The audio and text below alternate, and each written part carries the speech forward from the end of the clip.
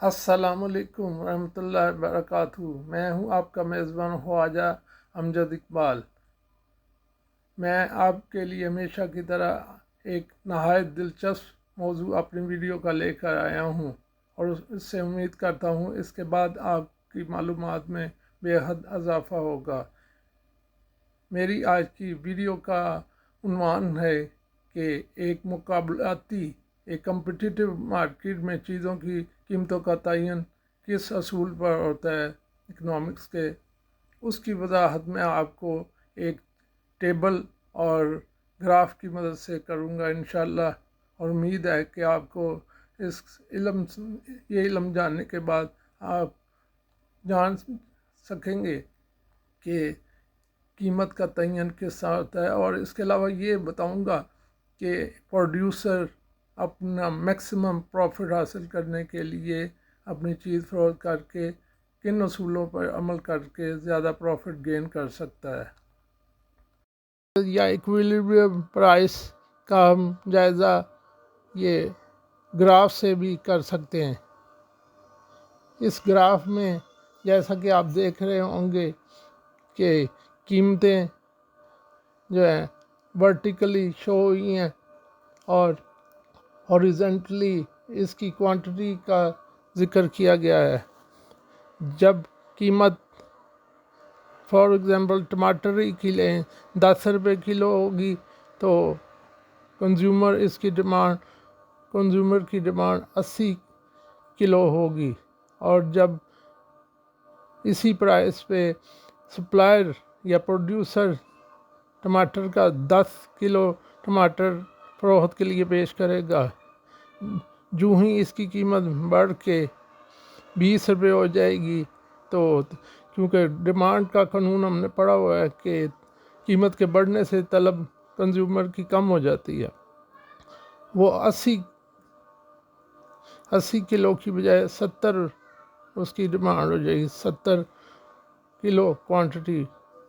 اور اسی طرح سپلائر کی قیمت بڑھ گئی ہے تو وہ 20 کلو مال یا ٹماٹر بیچنے کے لیے مارکیٹ میں فروخت کے لیے لے آئے گا، کیونکہ قیمت کے بڑھنے سے اس کے منافع بھی بڑھ رہا ہے۔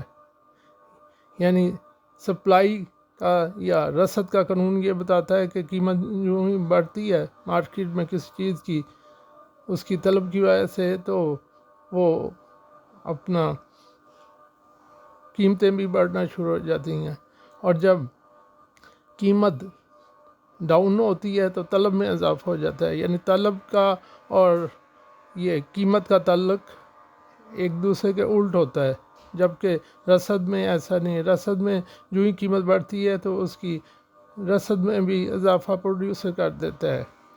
اچھا، اب ہم دیکھتے ہیں کہ ایک مارکیٹ میں، مسابقتی مارکیٹ میں قیمتوں کا تعین کس طرح ہوتا ہے۔ آپ دیکھیں گے کہ قیمت 10 روپے فی کلو ٹماٹر سے بڑھ کے جب 45 روپے ہوتی ہے، تو کیونکہ یہ ڈیمانڈ کا اصول کے مطابق، لا آف ڈیمانڈ کے اصول کے مطابق، کیونکہ صارف کی قوت خرید میں کمی ہو جاتی ہے، تو وہ 45 کلو کی ڈیمانڈ اس کی رہ جاتی ہے، طلب۔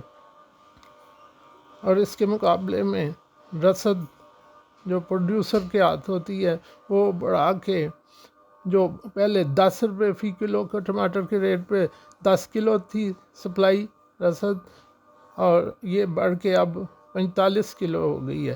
یعنی یہ ایک ایکویلیبریم پرائس ہے، ایکویلیبریم لیول ہے، جہاں بائر اور سیلر دونوں کی ڈیمانڈ قیمت کے لحاظ سے بھی اور مقدار کے لحاظ سے بھی برابر ہے۔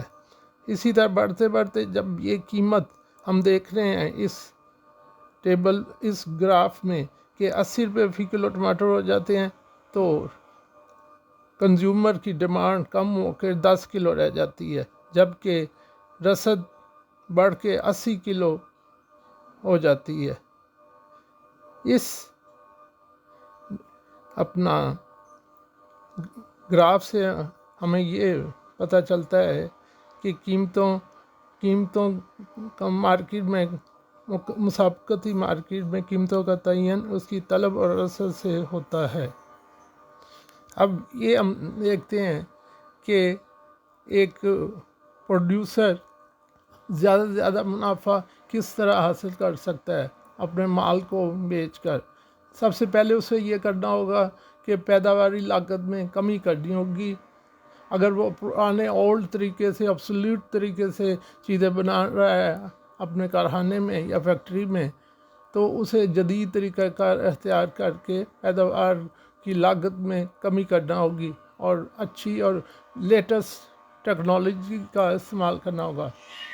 معیار میں بہتری لانی ہوگی، اپنی جو وہ پروڈیوس کر رہا ہے چیزیں اس کی معیار لوگوں کی طلب کو دیکھتے ہوئے اعلیٰ کرنا ہوگا، کیونکہ لوگ اچھی کوالٹی کی چیزیں پسند کرتے ہیں نہ کہ ناقص۔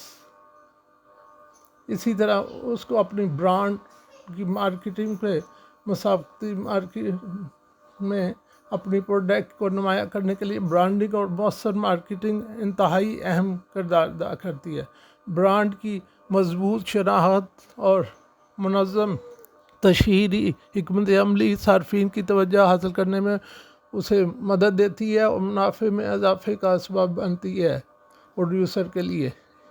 اسی طرح اسے تخصیصی مارکیٹ، اگر پروڈیوسر کسی خاص مارکیٹ یا مخصوص صارفین کی ضروریات کو پورا کر سکے تو اسے عام مارکیٹ سے بہتر منافع کمانے کا موقع مل سکتا ہے۔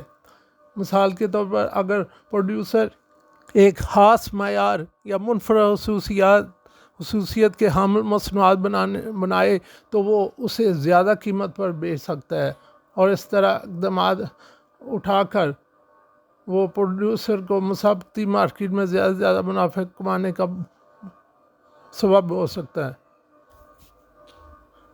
میں نے کیونکہ اکنامکس جو ہے ماسٹر ڈگری، یہ میڈیم انگلش تھا میرا، یعنی انگلش میڈیم میں کی ہوا ہے، تو اس لیے آپ کو پتہ ہے ہر مضمون کی اپنی ٹرمنالوجی ہوتی ہے، تو اس لیے مجھے اردو میں اس کا ترجمہ کرنے میں کافی دقت کا سامنا ہے، اس لیے میں اٹک کے بعض کا سوچ سمجھ کے بتاتا ہوں۔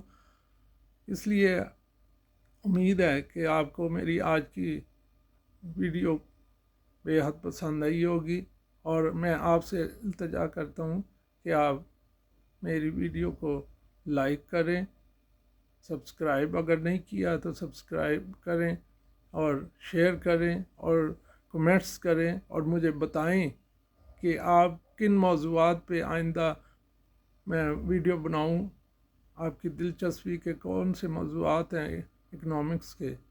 انشاءاللہ میں پوری کوشش کروں گا کہ اس کے اوپر ویڈیو بنا کے آپ کے سامنے پیش کروں۔